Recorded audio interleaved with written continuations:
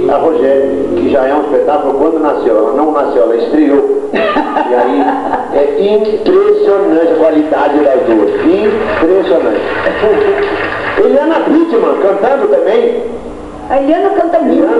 Todo mundo cantando. Os meninos é que eu não conheço, mas são muito bons. A televisão precisava fazer um programa só para resgatar esses talentos.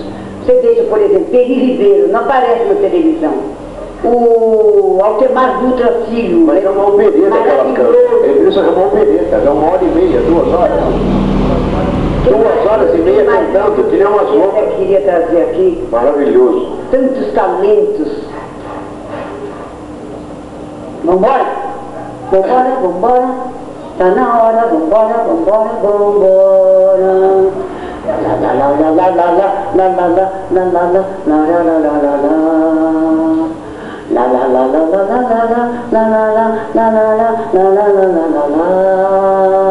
la la la la la la.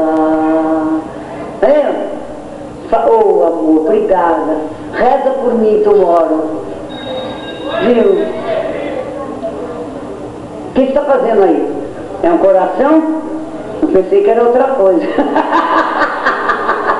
Lindinha. Selinho, R$10. E a semana que vem vai ser mais caro, hein? $10? Não, reais. Hoje eu dei de presente do meu diretor $1. $1? Ele fez aniversário semana passada, eu fiquei juntando e eu dei. Mas parece que ele deu o presente. Cadê o Adorrei?